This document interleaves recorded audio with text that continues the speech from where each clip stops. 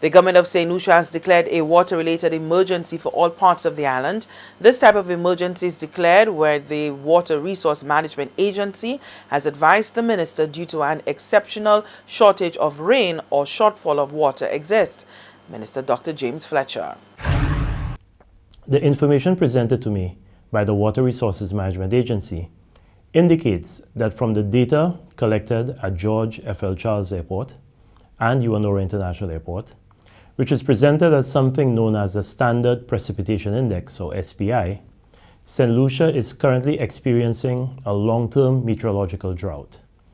When we observe the rainfall and flow rates in the Cul-de-Sac, Roseau, Vieux-Fort, and Fordor watersheds, we notice similar declining trends. In fact, for the Roseau River, the flow rate is currently below the minimum recorded flows for the month of May, based on data going back as far as 1992.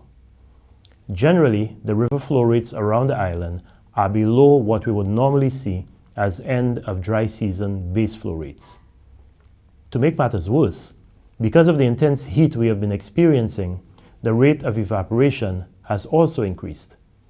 As of May 11th, the water level at the dam was 81.6 inches below the spillway, or a little less than 7 feet below the high point of the dam.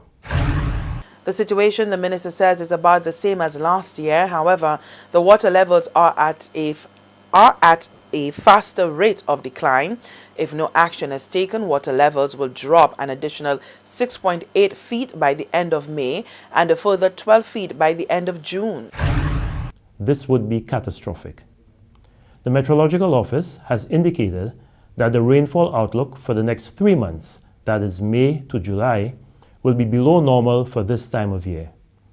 The Caribbean Drought and Precipitation Monitoring Network has issued a drought warning for the islands of Aruba, Bonaire, Curacao, Antigua and Barbuda, the Cayman Islands, Dominica, the eastern part of the Dominican Republic, Jamaica, Martinique, St. Kitts, St. Lucia, St. Vincent and the Grenadines, and Northern Guyana. Due to the emergence of an El Niño, which often results in a dry season later in the year, the forecast is that islands in the southeastern Caribbean, like St. Lucia, that have existing water shortages may not see any improvement until the hurricane or wet season starts. We have, however, been closely monitoring the situation for some time and have taken a number of steps to try to reduce, as best we can, the impact of this intense dry period.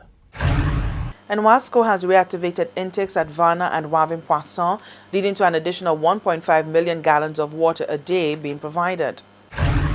We will also reduce the rate of abstraction of water from the John Compton Dam by reducing the number of pumps operating. This will help to slow the dramatic declines in the water levels in the reservoir.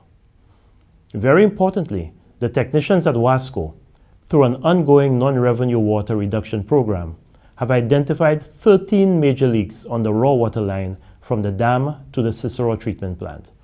These leaks are being repaired, and when this is completed, we expect to save approximately 700,000 gallons of water per day that was previously going to waste.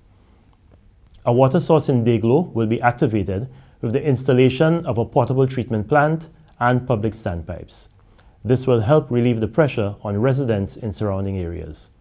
WASCO will also install temporary standpipes in some of the most affected communities around the island, and, with the assistance of the Ministry of Health, it will install temporary water tanks in some of these areas. The community of Babonneau will also benefit from the activation of a supply of 500,000 gallons at least once weekly from the John Compton Dam, as far as practicable. Communities in the south will benefit from trucking and temporary standpipes as well. The public is asked to conserve water during this difficult period. You're watching the CTV News, and stay with us. We'll be back after the break.